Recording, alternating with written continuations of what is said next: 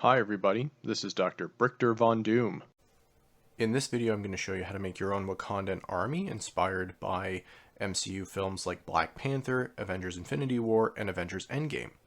So we're going to show you how to make members of the Border Tribe, the Jabari Tribe, led by M'Baku, as well as members of the Wakandan Royal Guard.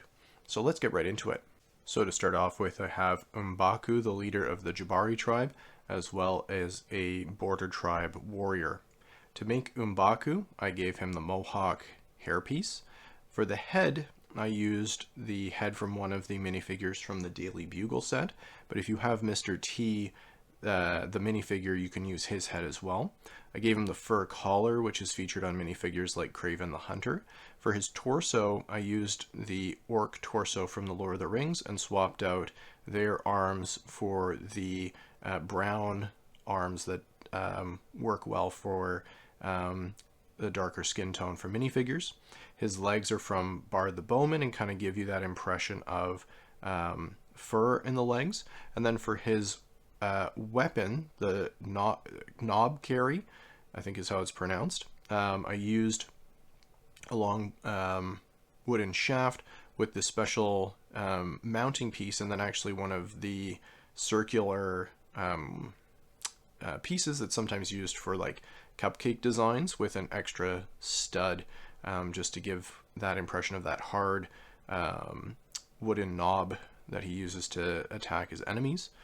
For the Border Tribe warrior, I used a blue cape from the Nexal Knights line, and then a torso from the Ninjago series, swapped out for dark skin hands, gave him dark brown pants, and then used what's probably the most common and generic dark skin head. This one was pretty prominently featured in the First Order battle packs a while back, and so that's why I have a bunch of those. And then I just gave him the dark curly hair. For his weapon, he has a Khopesh sword as his weapon of choice. Next up, we have two Jabari Tribe warriors, male and female versions. For the male version, I used Mace Windu's head, as it gives you that very stern and kind of strong expression that the Jabari warriors have, as a lot of them are really big dudes.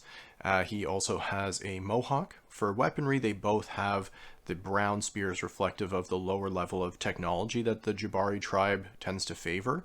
Both of them have that same orc armor torso, and then brown legs. Ideally, I would like to add some kind of grass type skirt around the legs that they feature, but that's really hard to do in Lego, and I haven't quite figured out how best to do it yet. For the minifigure on the right, this is the female version of the warrior, as the Jabari tribe also has female warriors in their ranks. What I ended up doing, because they like to have war paint, is I used the Valkyrie headpiece from the Thor Ragnarok sets, and I think this just really gives the minifigure some pop, as she's got her war paint on, and then used matching arms again from the Valkyrie minifigure. And then I gave her the slightly larger afro hairpiece, which really mimics how the warriors look in the movie. And you can tell some of the actresses that they used were a little bit lighter in skin tone, so I actually think that the skin tone is appropriate to what's shown in the movie. So I'm really happy with how both of these turned out. I think they do the Jabari warriors justice. Next up, we have two different versions of the Wakandan Royal Guard. This is the male members only bodyguard of the royal family, unlike the all-female Dora Milaje. The Wakandan Royal Guard tend to have a kind of purple and gold aesthetic, so to create them, again, I used that First Order officer headpiece, and then just gave them different hair pieces. This one has the shorter black curly hair. This one has the long mohawk style that came on the Valkyrie minifigure. They both have their vibranium spears. Their torsos are from the Asgardian Warrior Battle of it, or sorry, not Asgardian, but I do use them for the Asgardians. The Atlantean Warriors from the Battle of Atlantis DC set, and then I switched out the gold legs of those warriors with black legs, but kept the same gold hip piece. I gave them purple gloves, as they tend to have some purple coloring just on their forearms, so the gloves are meant to kind of show that. Then for the capes, I had two options. As you guys have seen in my previous Asgardian Warrior video, I've started to make my own custom capes. I found that the kind of short, or not short, but narrow version of the cape that features on the Mandalorian Warriors worked well as a template, as I think it actually looks better to have this narrower cape than the wide splayed out cape that's usual for Lego minifigures. I also found that this kind of almost port wine color was a little bit more reflective of the in-universe color than Lego's standard purple, and on the whole I just think it actually goes with the gold better. So that's why I've made these and prefer these, but I wanted to show you what it looked like with the official Lego purple cape in case you have a couple of these and you want to try and make your Wakandan Royal Guards that way. This purple cape came from the Magneto minifigure, just so you guys are aware. And this is just to show you what multiple versions of the custom capes with the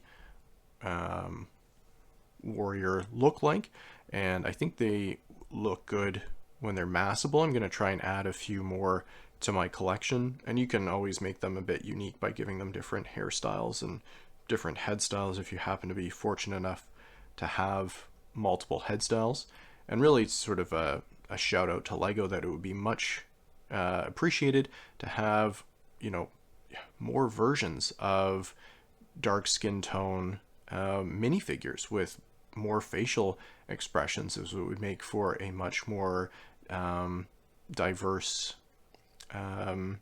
collection and city, if you're like me and you like to have flesh tone minifigures in your city representing a bunch of diverse ethnicities.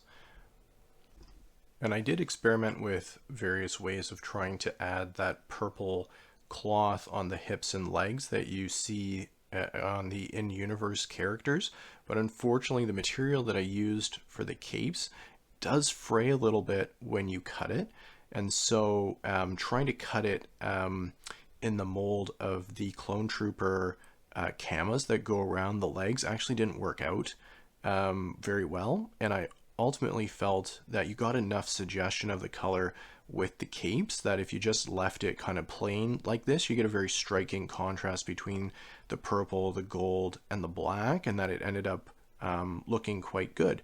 But I'm curious to see what you guys think, and if you have any other suggestions on how to improve the minifigures.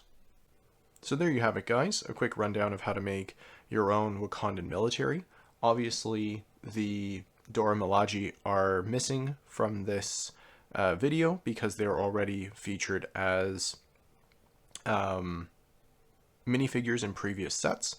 I'm hoping to add some of them in the future, as well as get my hands on an updated Black Panther with the Chadwick Boseman head, as well as a Shuri minifigure, and then also increase the numbers of each of these factions. And when I have that updated, I'm going to show you guys in another video. Thanks so much for watching. I hope you enjoyed it. Let me know in the comments below if you have any other thoughts about how to create Wakandan soldiers, and leave a like if you like the video. I really appreciate it. Have a good one. Bye.